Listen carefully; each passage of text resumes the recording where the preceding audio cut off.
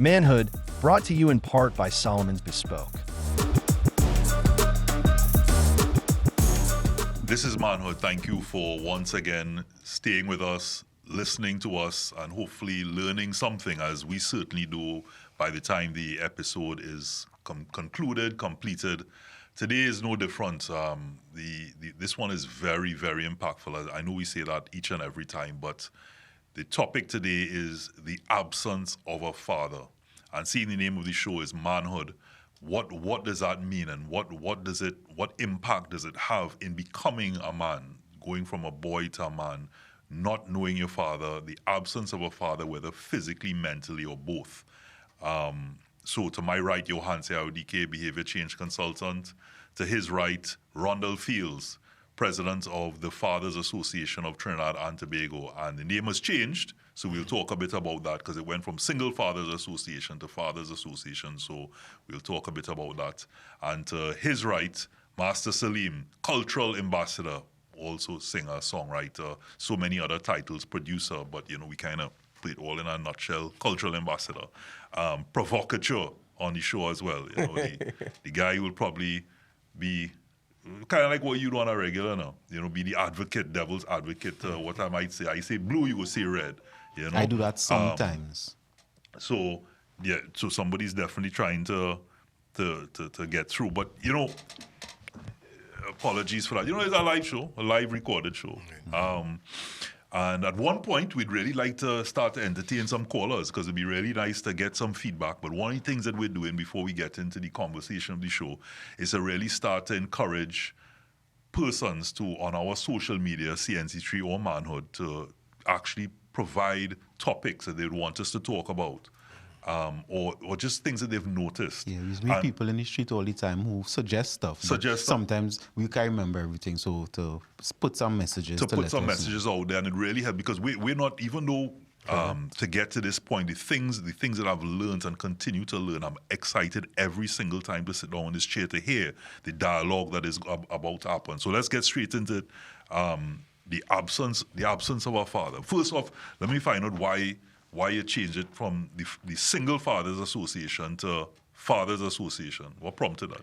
I mean, apart from the fact that we represent a lot of things that go beyond just, experiences experienced by single fathers. We deal with a lot of, we deal with paternity leave and issues that every father could actually benefit from. I think what I noticed, particularly when we go to the schools, I would hear young men saying, yeah, boy, I could be a single father, kind of thing, and kind of, like if they perceived it something to aspire to.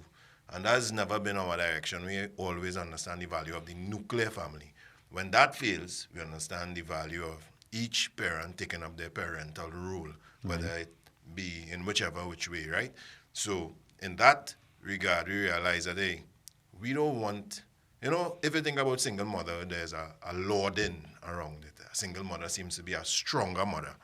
And we didn't want to create that in the space. We wanted people to generally just be proud or aspire to be good fathers generally, whichever way it comes, whether it comes in a nuclear family, whether it comes in a single family space. We wanted to empower fatherhood opposed to just strictly empower single fatherhood.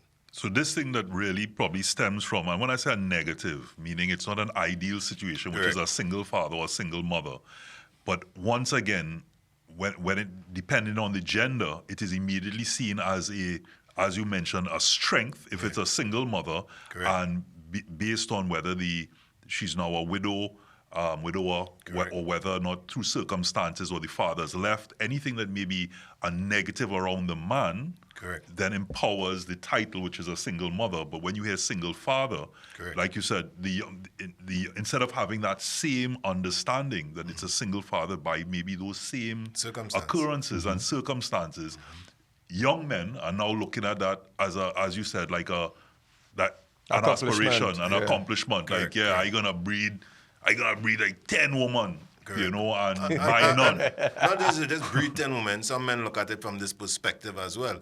We look at the perspective of men saying, hey, when you get married, you can lose half away your own.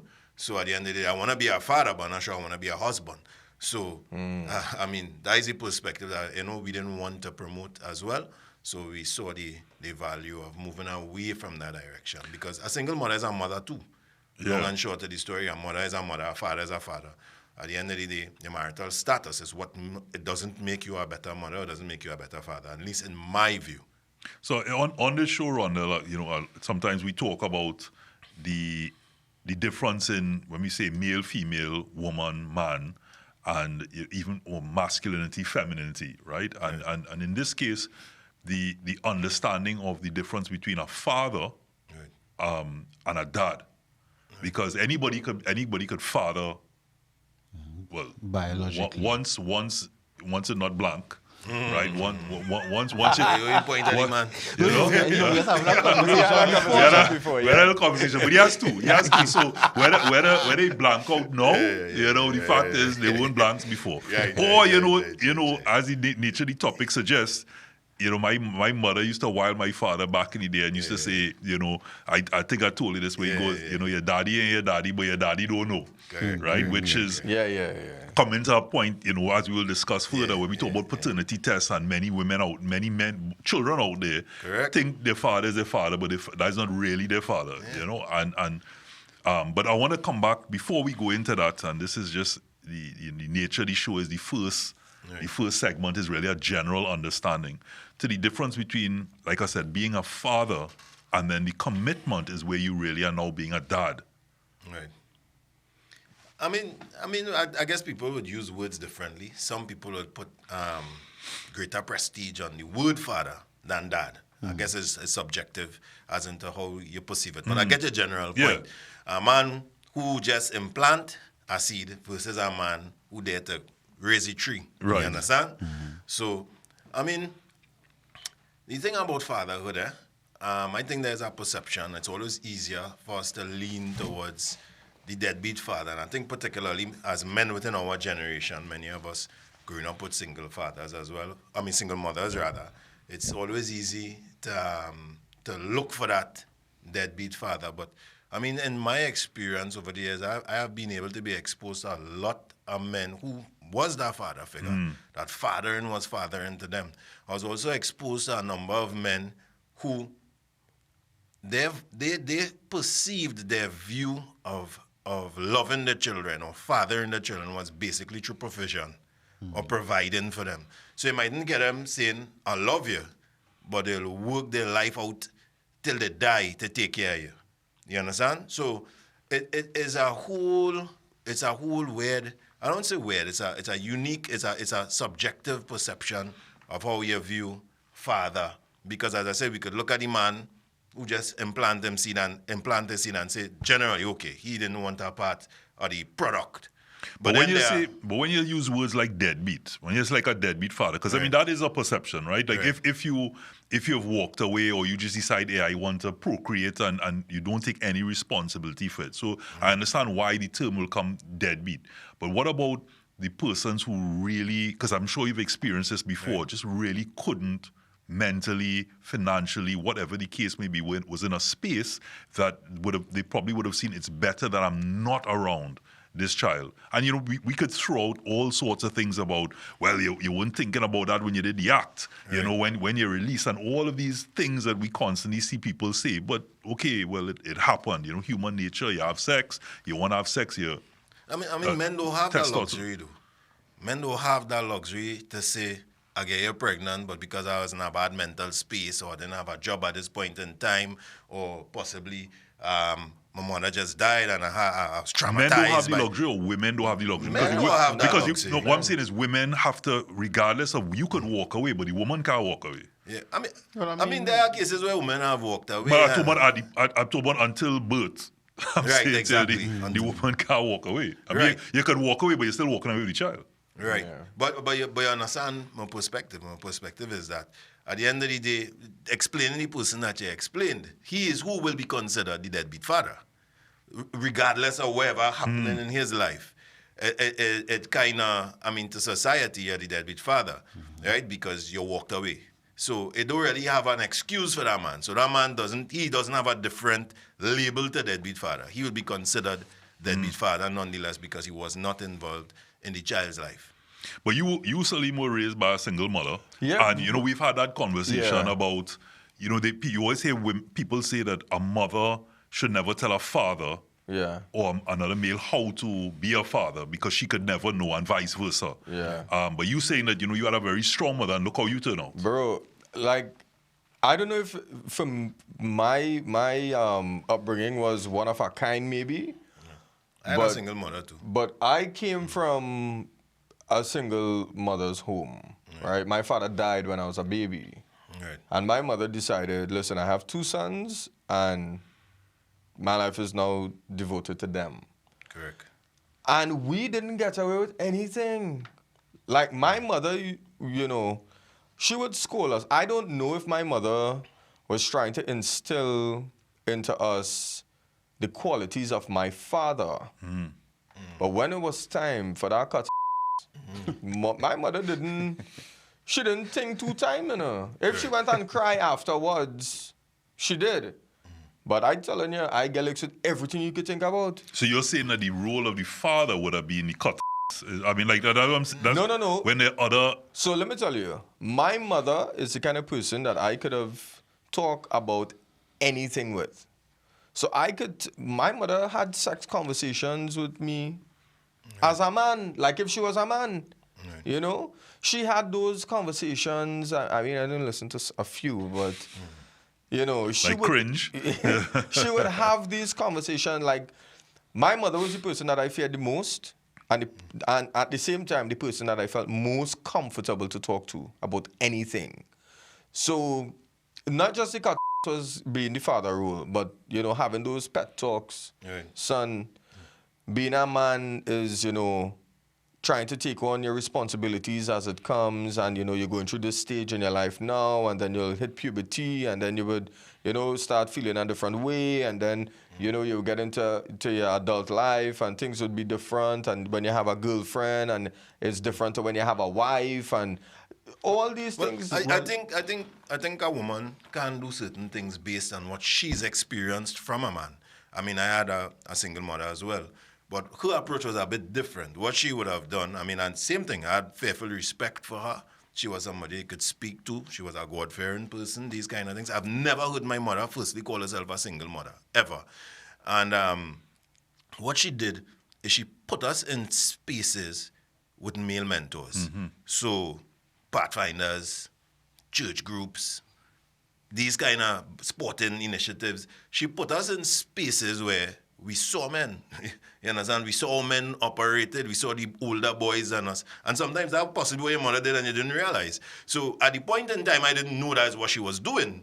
She just, make sure you go to scouts, make sure you go to this, make sure you just think your mother giving you something to do.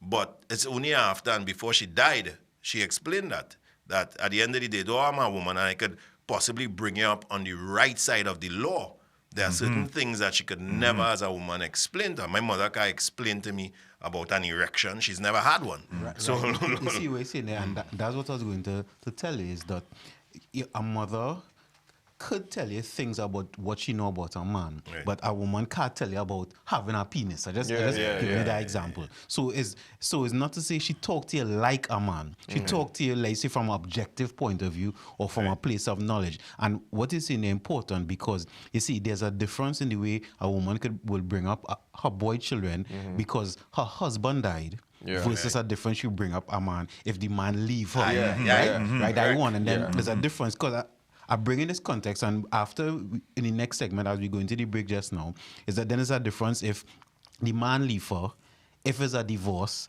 if it's an outside woman.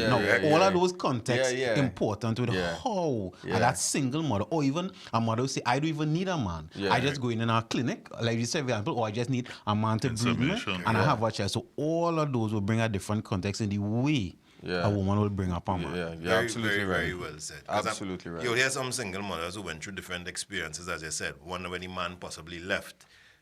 You would, and I find that a lot with men. A man will always tell you that is like who grew up with a single mother. And even my mother said it to us: take care of your wife, take care of your children.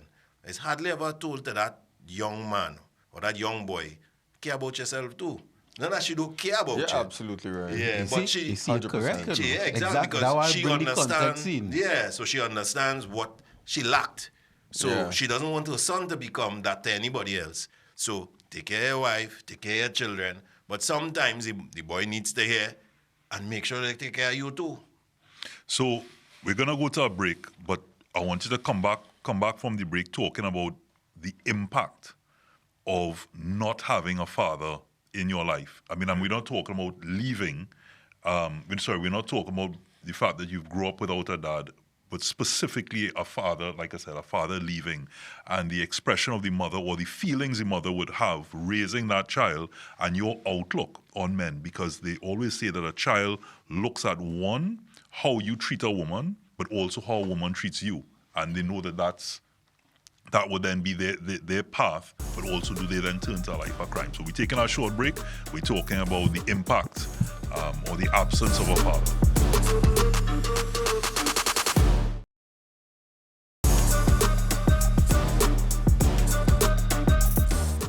This is manhood. We're talking about the absence of a father. Right. And what have you seen in terms of your line of work? What have you seen as some of the effects of having an absent father? Boy, I think one of the greatest things is anxiety.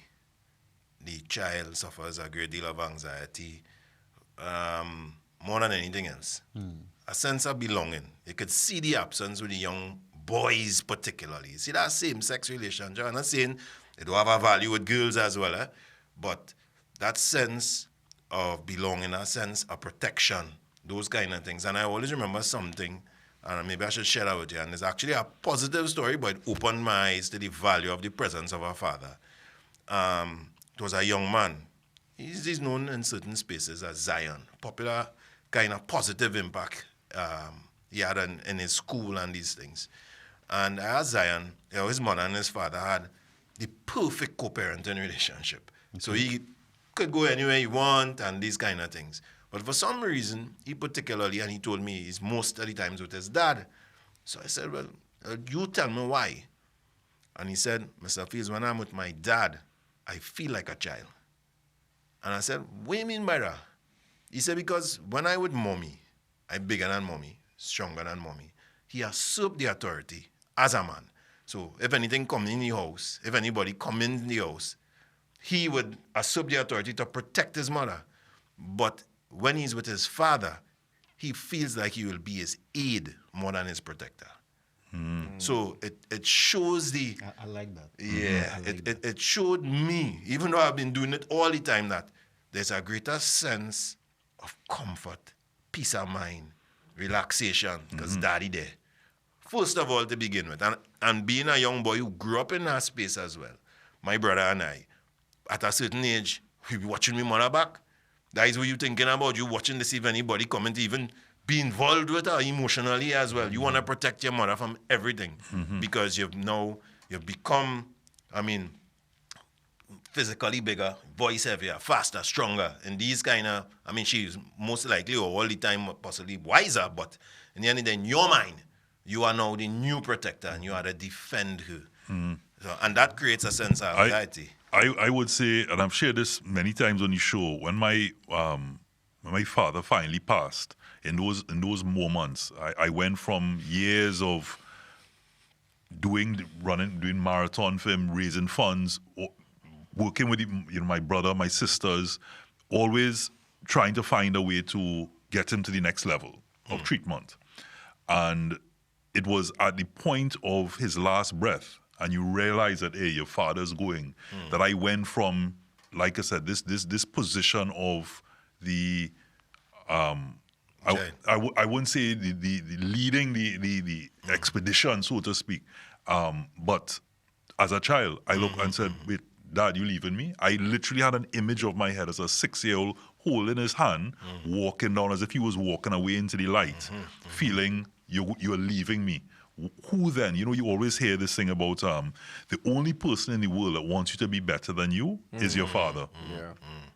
And so I asked myself, when me knowing that I've had my father for 40 plus years, with persons who don't have that in their life, and I know full credit to the mothers out there who are doing their best and doing all that they can to raise that child, you still won't know what the impact would have been because it wasn't around.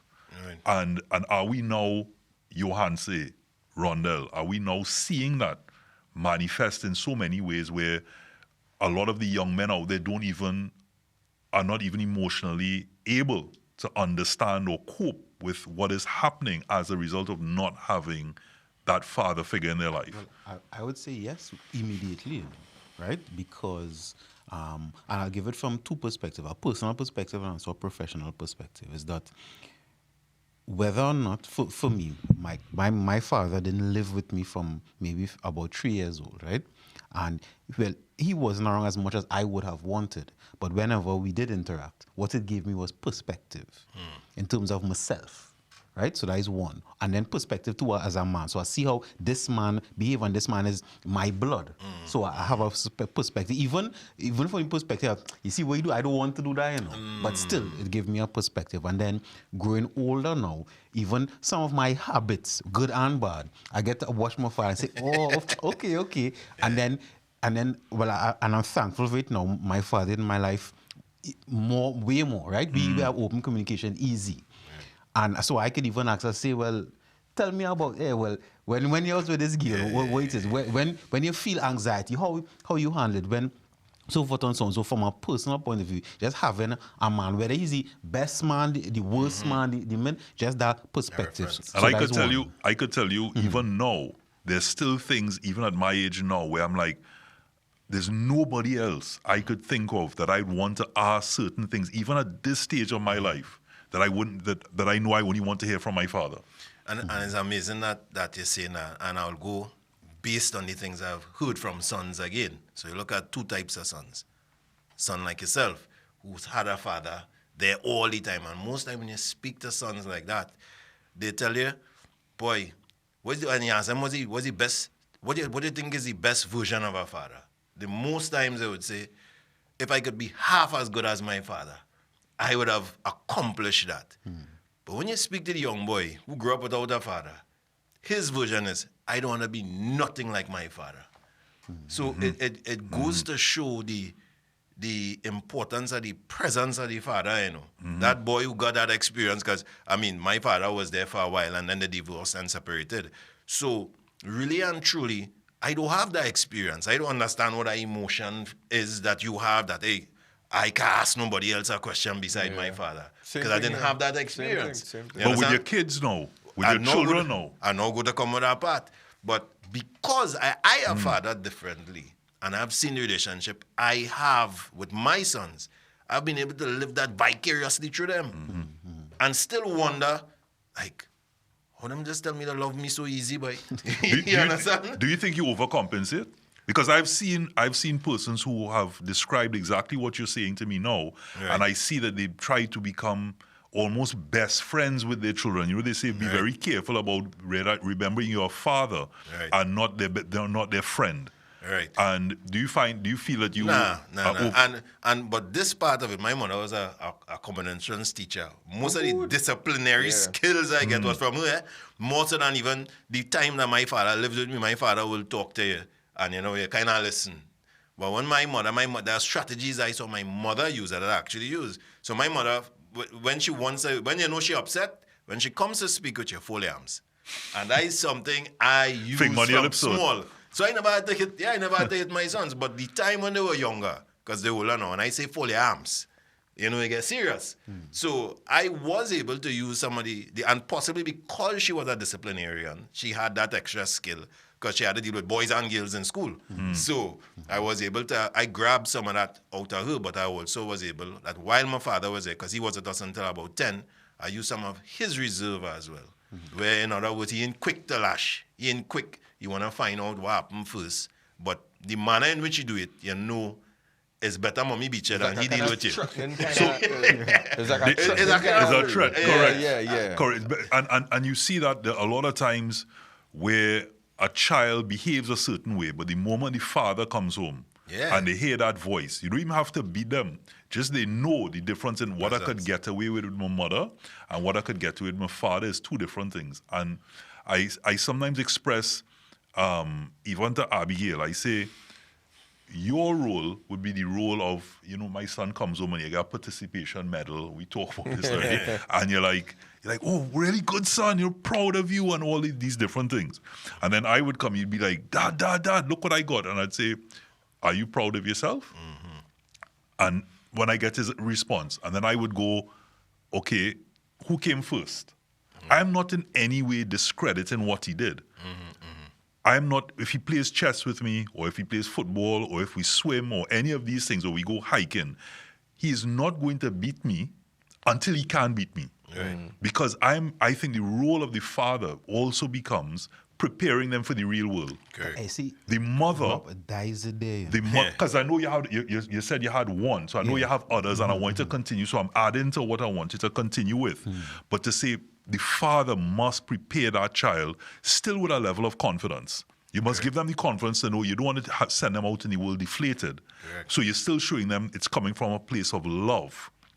But at the same time, that you're not saying, hey, it's cool to be a participation medal or cool to be mediocre, because the persons who then become your societal influences don't have that, not coming with that level of love and empathy and all that. It'll be like, where you're calling somebody tall man when they're short or skinny or hey, but what happened to you? And if you don't have the mental fortitude and the conditioning to know confidence, to know I am centered and I'm self, you're going to be destroyed. Correct.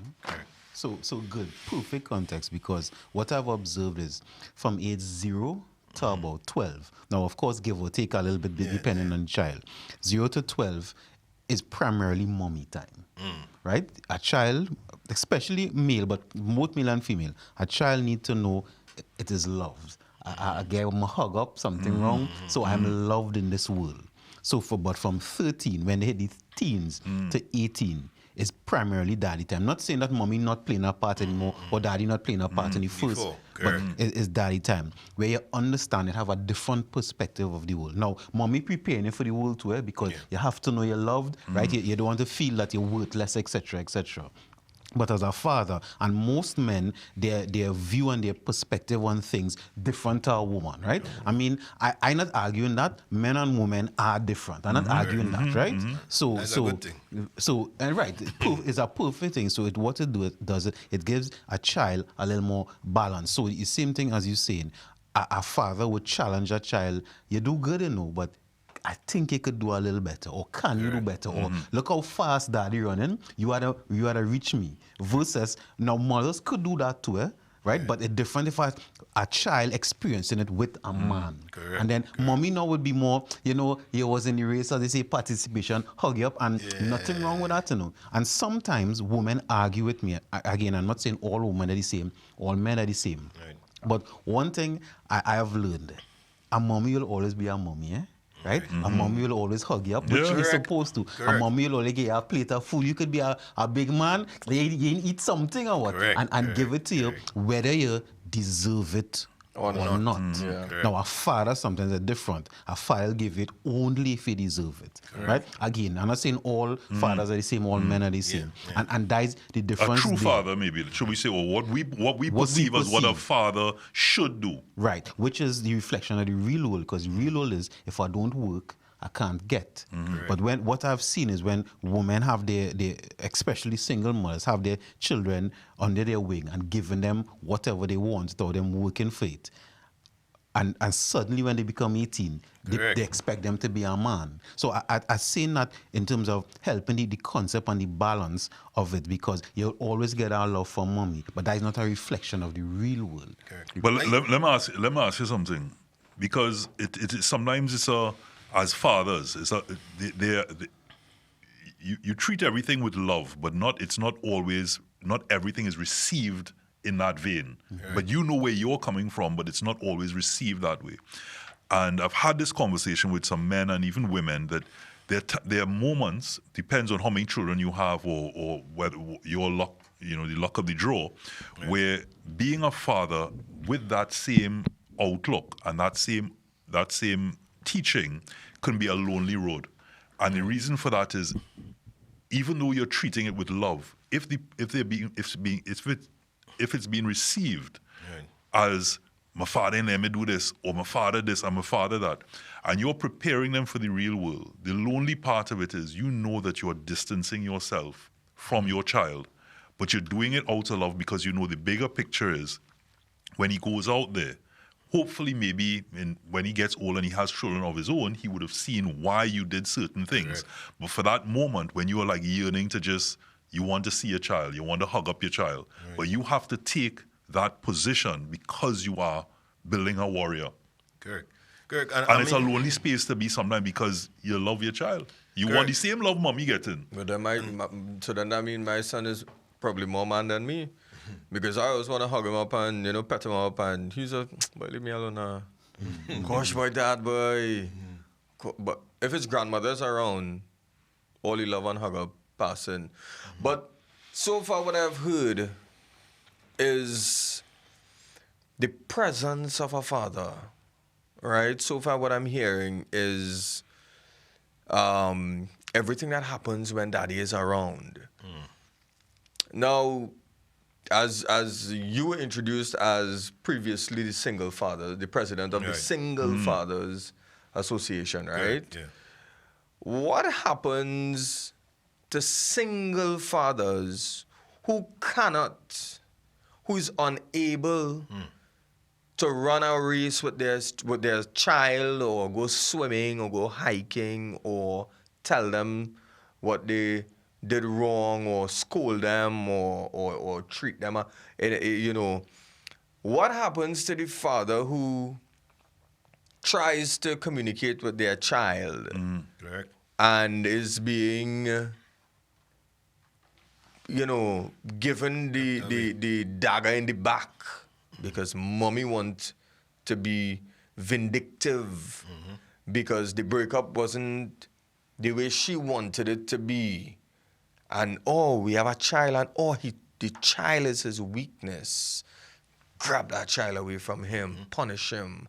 Make sure that and child. And your fathers are deadbeats. And make sure and mommy tell that child every single day the horrible human being that your father is, and why he is not good for you to be around, and why you shouldn't do that, and why you shouldn't come out like your father. Even though your father is a good man, good to society, good to people, he takes care of you financially because probably all mommy wanted was alimony, a little child support. He just wasn't a good husband or a good partner. But he's a good father. Yeah, but what about if it wasn't that the wife wasn't good, or the child mother wasn't good, and that caused the breakup? But because mothers have... as they always say, the court always goes in the direction of mommy. What about if mommy was the problem, but because the court granted mommy custody or whatever it may be, because the courts go with the mother's side. And that statistic, I could give you the statistic for that. Right, and then now the court literally sending a child with a deadbeat mother opposed to sending the child with the father who would have made every single sacrifice that was necessary for the benefit of that child. Now that child living with a woman who has to now hear your father ain't good, this, that. Whereas the father would have said, hey, Mother's Day coming up, my buy a little gift, give it to the child. Hey, when you see mommy, you just give it out and say Happy Mother's Day or Happy Birthday or something like that. Yeah. You understand? So what is this? What is there in place for a father who wants to be all the things that you all just spoke about and just not getting the opportunity to do it because mommy say, nah. Can't do it. And definitely, that's the side that we don't ever look at. We fail to realize that an ostracized father is an absent father also. And we look at absentism of fatherhood only from the perspective of the man that walk away. Yeah. Never from the perspective of the man that want to be there but is being kept away. And that's why I say it again, an ostracized father is an absent father also. Of course. He may want to do this. He may want to do all the things we're talking about. Have the conversations, want to be there for the graduations, want to be there for the PTAs, want to be there for a number of things. And if it's not a court order that stands in the way, it's an acrimonious relationship with the mother that stands in the way. When the mother just don't like him. And I say sometimes it isn't always, as he rightfully alluded to, that the father was a bad father. The relationship possibly didn't work. Sometimes, I mean, even if the mother was the unfaithful one, at the end of the day, the statistic in our family court, that's just a study we did in 2018 that was sponsored by the European Union, in cases where mother and father is on equal footing, when neither is a threat to the child, both have the financial competence to take care of the child, 66% of the time the mother is given care and control over the child. 32% of the time is a father, and only 2% of the time is a shared care and control. And that is one of the things that we've advocated for change for. We should have shared care and control as part of our system. So where we have, in situations like I just told you about there, you're supposed to see about 70% or 90% of the cases actually being shared care and control. Yeah. 1 week by mommy, 1 week by daddy, because they both are capable, they both applied for custody care and control, and they both are healthy for the child. Because the perception that child grows up with is, one, that's what a father looks like, and that's what my father looked like in terms of from their window. Good. But we need to take a break. But I definitely want us to, as you said about cheating, the woman is the one that cheated. As we talk about paternity tests, because I know that was something viral the other day, with the stats that came out from that, and the impact of not having a father, and what you could do, or what persons who have not had a father can do to realize that you are whole. You can make a difference. So we're talking about the absence of a father. Taking a short break.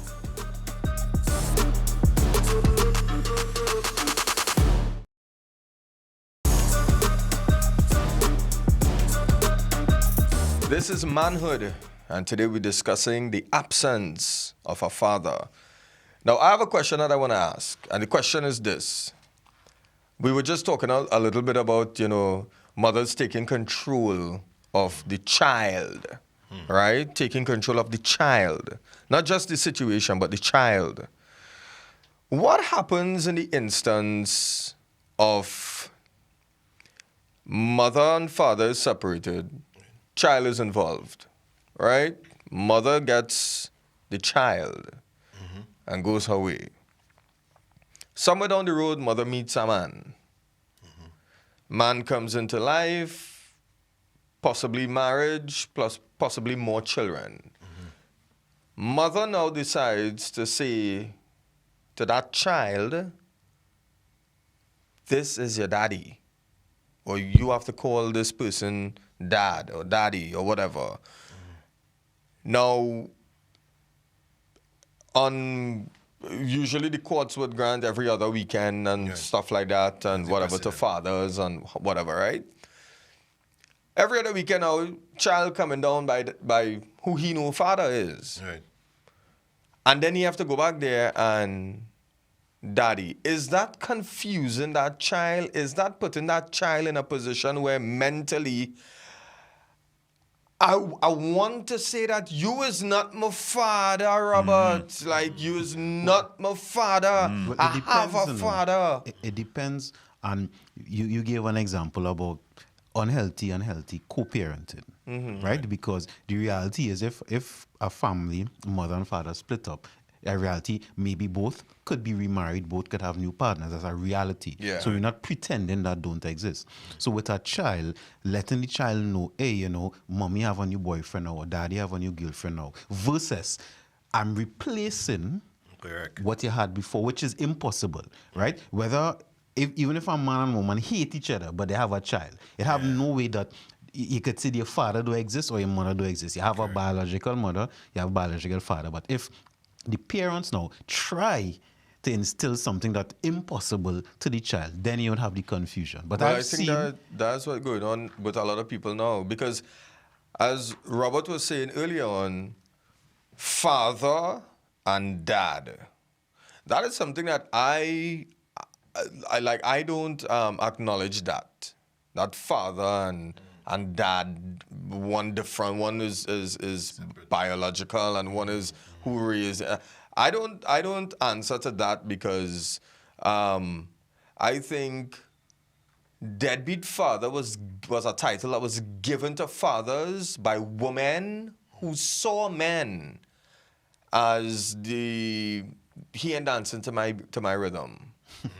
And you have to be honest, most of the labels. Am I right though? Or No, do you think that Well, the narrative, yeah. I mean, that title is what a man would come up with to say, hey, you are deadbeat. Because, a man, as you mentioned, I mean, the same sex, the connection that we have, the conversations that we could have without having to explain something further is all there as a result of us being men. So another man, I'm almost sure with many of the terms that come up, toxic masculinity and all of these other terms. I'm almost certain it wasn't created by a man. Yeah, exactly. Sure. We don't know for sure, but if I'm a betting man, there are some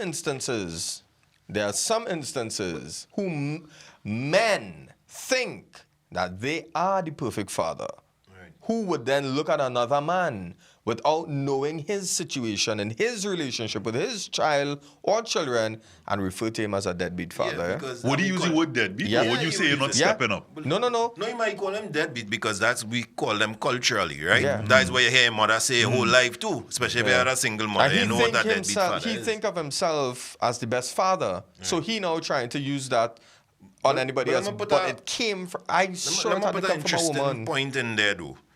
Most times you hear the reference of deadbeat father is always attached to monetary contribution. Is a man a deadbeat because he cannot contribute financially at some particular point in time? I know men religiously, most times children that came into, extramarital affairs, that they pay maintenance religiously. You could never get them locked up. But they want nothing to do with the child. And I know men who may have just lost their jobs, or men who not gainfully employed, who want to be involved, want to have the child, want to see whatever extracurricular activity they could make up for the financial shortfall. And those who have real genuine interest, because they don't have money to contribute, they are the deadbeats. So wait, they are the ones people will refer to as deadbeats. Just now, people contributing. The man contributing, he don't want anything to do with the child, but he doing it because he don't want to get locked up. He don't want to get locked up, and he don't want his wife to must find out. He don't want to get catch. Correct. So but notice he not considered a deadbeat because he paid. That's what he say. That's what I'm saying. But you have no involvement and you don't want to get locked up. That's your motivation. Correct. But you are not the deadbeat because, like you said, it's all about contribution. Correct. But if you financially just are unable or your circumstances may change, you could be there as a father in every other way because under the dictionary meaning it doesn't say financial contribution. No. Right? There's not a figure attached to that. They should put deadbeat in the dictionary as deadbeat father and put what it means. Deadbeat father means... should put deadbeat parent. Yeah. Because at the end of the day, we need to know what is our outstanding parent? Immediately put it on, man. Let me tell you, it was a funny thing, and it's very, very, very unfair to men. And I would say this openly without any apologies. Women could walk into the family court and lie on a man. And suffer no consequence. None. Yeah. And that is it. Absolutely nothing. Nothing is done, said, or in any way in defense of a man. Yeah, and as the same topic we wanted to talk about with paternity fraud, that's exactly what happens. I mean, you may not just lie to the court, but you lie to the man, lie to the child. Let's get the backstory because that's a key thing you and I had spoken about and something that had went viral just the other day. So let's give the audience and even I'll say on the panel some backstory as into the stats, the alarming stats with regard to paternity fraud. I mean, paternity fraud isn't something that we just hashed up recently and started investigating. It's something that since 2013 we have been dealing with in the association. Our first case we actually brought to the fore was the case of Mr. Marlon Thompson. And in his scenario, he was paying a child maintenance at the point in time in Point 14. He and his ex came to an agreement afterward that he would pay outside the court instead of pay to the court. And he decided some years after to remarry. She didn't like it, and she went to the court and took out a warrant for all the times he didn't make the payment to the court, and he made the payment directly to her. So At this point, he faced imprisonment. By the time he got around to a committal warrant, he's to go straight to jail. His new wife at the point in time told him, hey, well, better you just do a paternity test because this seems to be the only way that you could get away from going to jail. We have a new family now. And when he did the paternity test, his 13-year-old son, that he knew to be his son, biologically was not his son. They reached out to me, and when they reached out to us, we then got an attorney. So the attorney came, got the maintenance order to stop. But we could not get the warrant for his arrest off his shoulder. So the magistrate said they had no power, so he had to go to jail still. So we saying, well, how are we going to allow a man to go to jail for a child that tested biologically is not his child? We had to go to the High Court and get a stay of the warrant. When we stayed the warrant, he had to keep that order for 2 years because the committal warrant was to take him straight to jail. And 2 years after, a judge quashed it. So, I mean, it's now a precedent that if this happens, you can't have it quashed. But there's so many things to unpack there. Hold on, before you get there. Wait. Did they reverse that payment that he was making? Correct. No. But even before that, my thing is, one, the woman that he's now with, Right. Why would she have? There's something that must have Triggered her to say, go and get a paternity test, yeah. because you said that it's the only way to stay out of jail. So therefore, but if the paternity test had shown it was his son, everything Then would you'd have have been continued as responsible, normal. correct. So- but and also, let's look at impact on child. Now knowing that my daddy, but my daddy don't know, Right. I now have that trauma. Right. The Who's my father. daddy? The father has trauma too, The eh? father has Yeah, trauma yeah. because The father, this just forget the child that father. you've raised for 13 years Yeah.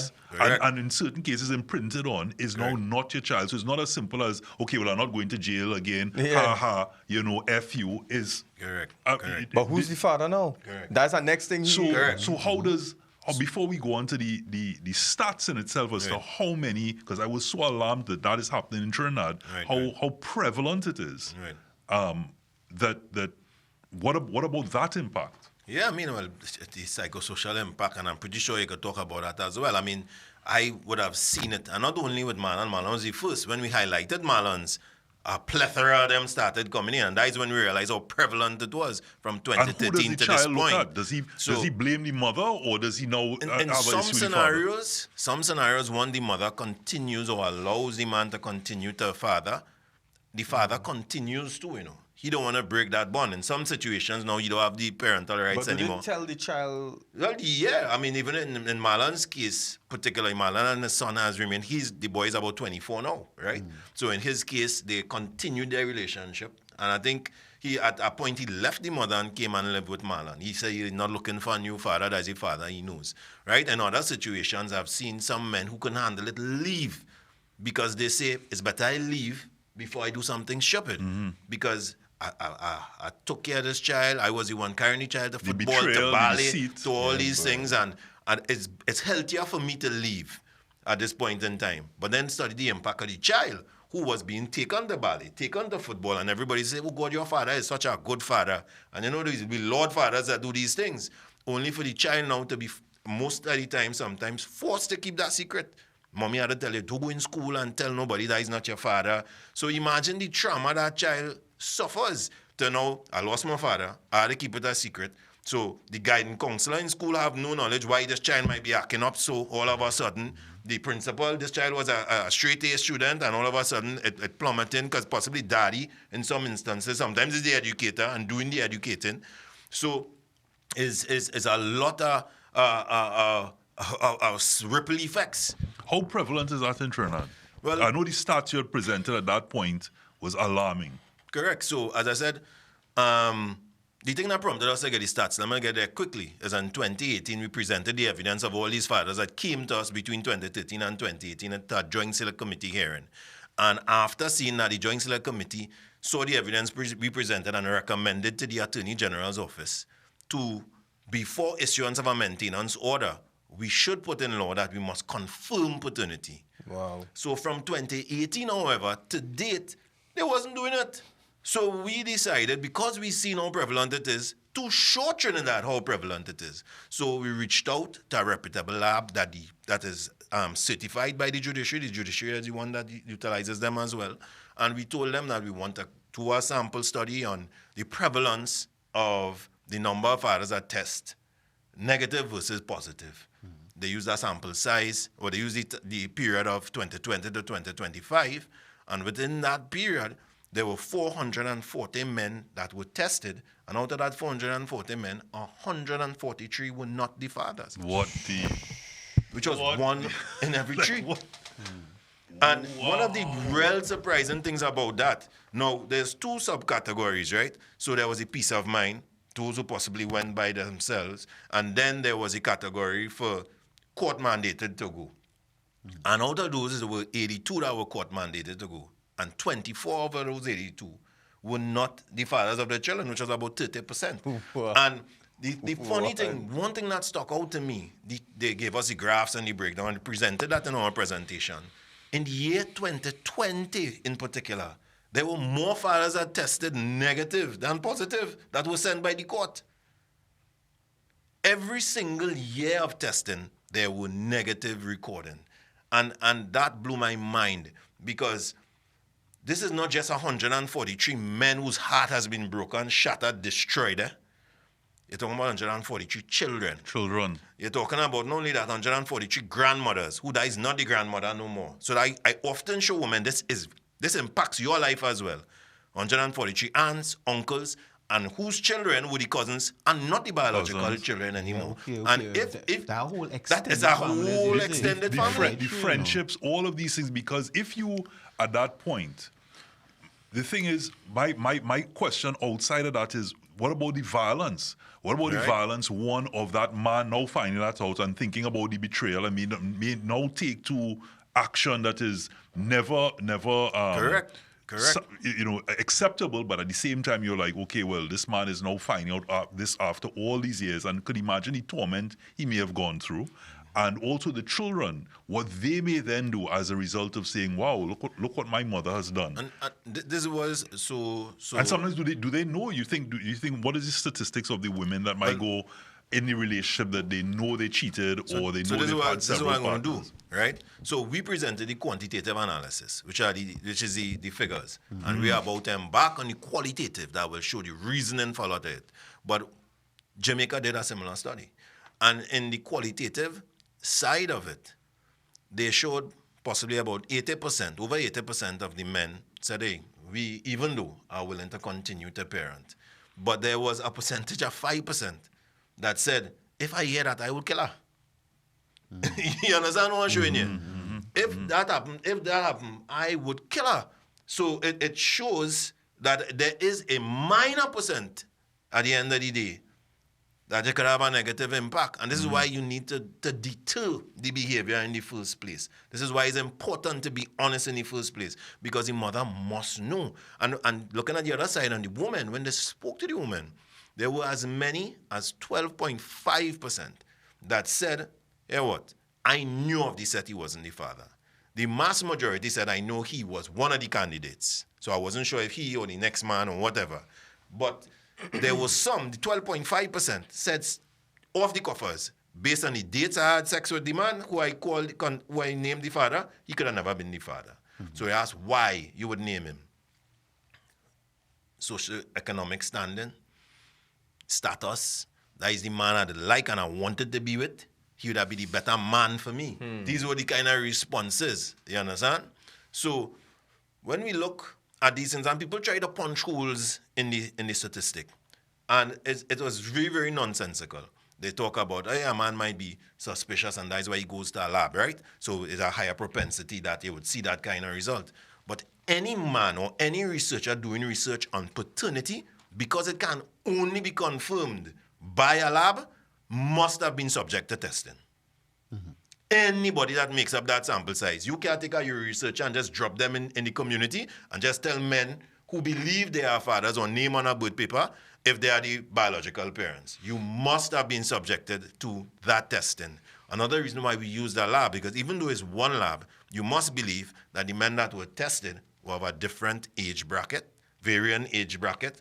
They were various ethnicity. They were various various marital status.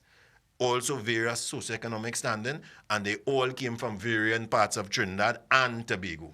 So But the this is not sample size is diverse. But this is not a cheap thing to do. It's not like you could say, hey, I'm going to get a HIV test or something. A paternity test is a very costly thing. It's become now. It's become more affordable now. We can get paternity test now for as little as $1,200. Right. Before it was like $3,500 and those kind of things. So But to the average though, even $1,200 is a lot of money. That's a lot. If you're getting paid $5,000 or even $3,000 so in a month, like you say, if you're part of the deadbeat, Yeah, where but you might be saving more in seen the as long money, run, no? you're not gonna now say, hey, them I pay $1,200. If you're deadbeat, you wouldn't. That's not something you just had the money to Had do. the money to go and do, but you also have where the obvious thing could be, well, you do see the child not looking like you, but or looks like you, so you don't even have that. But as you and I have had that discussion before, where the instances where the father was the brother. Yeah. Sometimes know that this is something that this is my perspective. I feel like this has become cultural. You know how much children was conceived in the cane field and thing from back in the days. Do you know, Robert?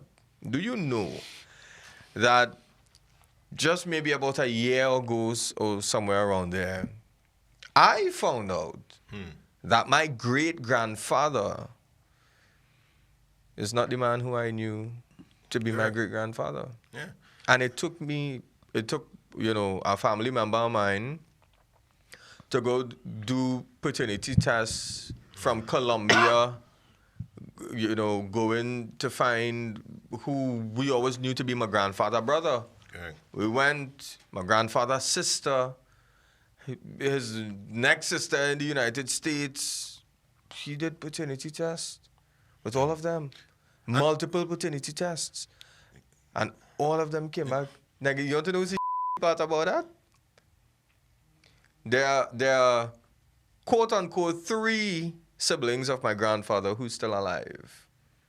One of the paternity tests showed that 2 of them is not.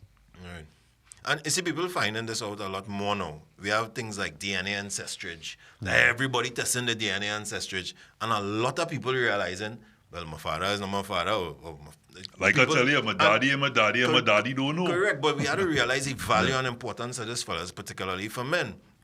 At the end of the day, this goes beyond just the emotional part of it or the legal part of it. I mean, what about the financial repercussions of this, the health repercussions of this? You're talking about the financial aspect when you have some family heirloom, or whether it's money or land that you have and you want to leave it for your generation, and you're actually not doing that because somebody lied to you.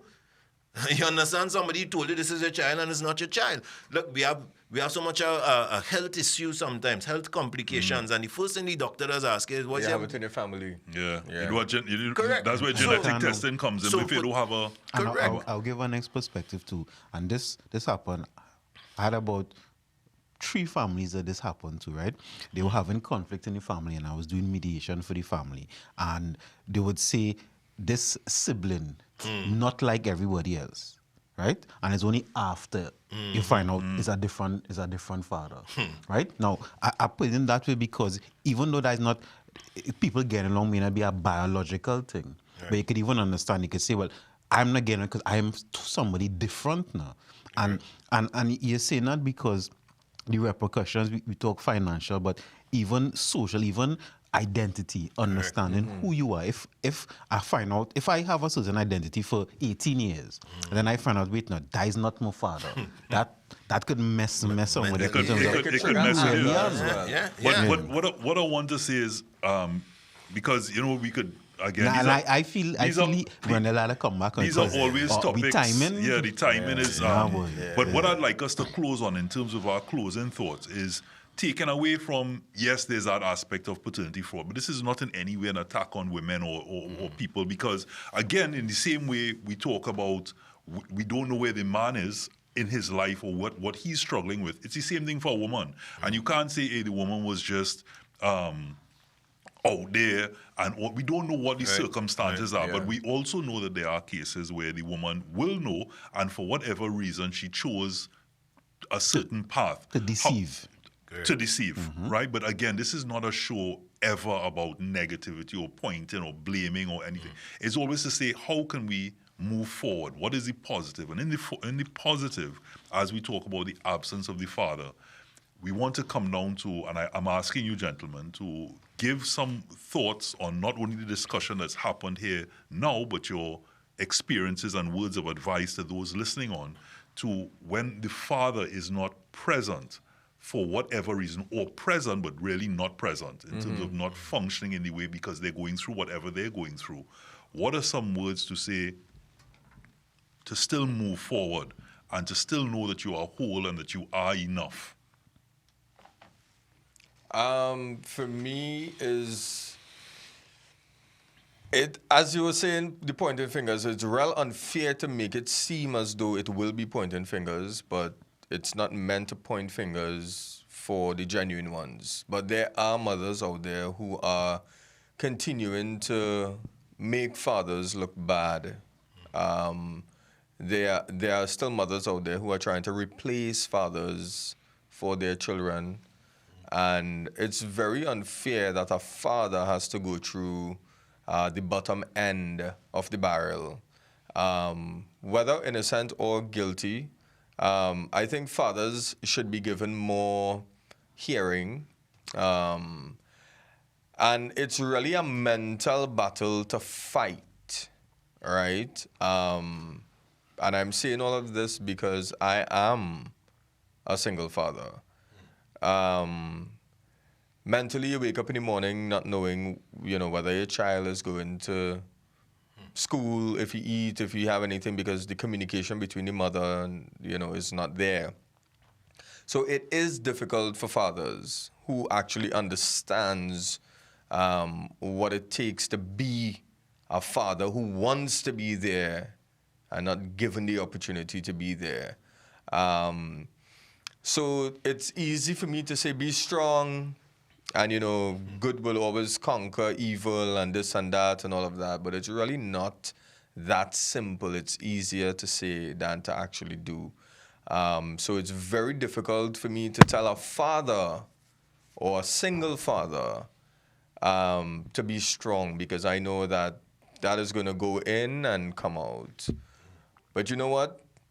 Your life is about you. Once you do what you have to do honestly, your child or your children will grow up and they themselves will understand, my father wasn't all that bad. It took me many years before my uncle decided to do a paternity test to realize that I weren't related to the family that I grew up with. Same way, your child is going to grow up and they always say when God can't come, he the son of man. Somebody's going to say to your child or to your children, you should go look for your father. And one day maybe they will, and they themselves will realize, but Mom, you didn't tell me about the good things about my father. And the truth is going to come out, it's going to reveal itself, and you will be given that time with your child or your children. So for now, bear the pain. As we had spoken one time on the same show, mask up your heart if you need to. Mask up your emotions until that day will come. You'll get your fair share. Boy, I think as human beings, men and women alike, we had to get comfortable with being accountable. Very important.